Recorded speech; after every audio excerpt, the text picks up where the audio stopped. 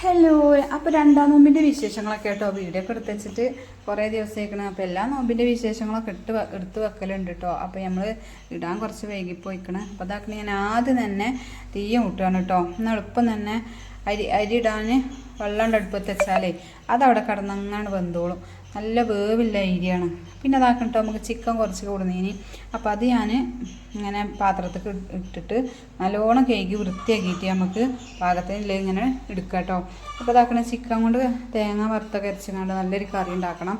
അപ്പോൾ ഇതാ അതിക്ക് ഞാൻ ഇഞ്ചി പച്ചമുളക് ചതച്ചത് അതേമാതിരി വെളുത്തുള്ളി പിന്നെ എല്ലാം ഇട്ട് കൊടുക്കുന്നുണ്ട് കേട്ടോ. പിന്നെ ഒരു കിഴങ്ങ് അതേമാതിരി ഒരു സവോള പിന്നെ ഒരു തക്കാളി 2 പച്ചമുളക് ഇങ്ങനെ എല്ലാതും. ഇപ്പം നമ്മൾ വറുത്തരച്ചൊക്കെ കറി ഉണ്ടാക്കുമ്പോൾ ഈ ഒരു രീതിക്കാണല്ലോ അല്ലേ. പിന്നെ വാട്ടിയിട്ട് വെക്കണമല്ലോ ഉണ്ട് കേട്ടോ. ഞാൻ വാട്ടിയിട്ട് വെക്കുമ്പോൾ നമ്മൾ തേങ്ങാപ്പാലാട്ടോ പാരൽ. ഇങ്ങനെ വെക്കുമ്പോൾ എല്ലാതും ഒന്നിച്ചിട്ടുങ്ങാണ്ട് വെന്തിട്ട് പിന്നെ അങ്ങനെ തേങ്ങ വറുത്തരച്ചങ്ങാണ്ട് ഇതാക്കും.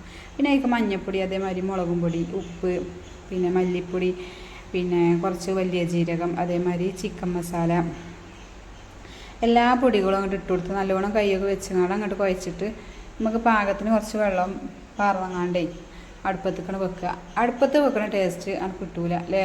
കുക്കറിൽ വെച്ചാലേ നമ്മൾ പെട്ടെന്നൊക്കെ കുക്കറിൽ പെട്ടെന്ന് വെക്കും. പക്ഷേ ഞാൻ ഒരുവിധം അടുപ്പത്ത് തന്നെ വെക്കുക. 2 അടുപ്പത്താണ് തീ കൂട്ടല കേട്ടോ.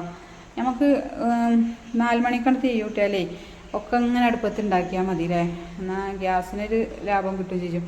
അപ്പോൾ ഏതായാലും ഇതാക്കണം നമ്മളെ കറി കൂടെ റെഡിയായി തൂമിച്ച് വെച്ചു. അപ്പോൾ രണ്ടാം നോമ്പിൻ്റെ വിശേഷങ്ങൾ അങ്ങനെയൊക്കെയാണ് കേട്ടോ. അപ്പോൾ അതാ നല്ല പോളയൊക്കെ ഉണ്ടാക്കിനി. പിന്നെ പത്തിരിയാണ്, പത്തിരിയും അതേമാതിരി ചിക്കൻ കറി. അപ്പോൾ ഏതായാലും ഇന്നത്തെ വിശേഷം അതൊക്കെ തന്നെയാണ് കേട്ടോ. ഇഷ്ടപ്പെടുകയാണെങ്കിൽ എല്ലാവരും ഒരു ലൈക്കൊക്കെ ഉണ്ട് അടിച്ചോളി.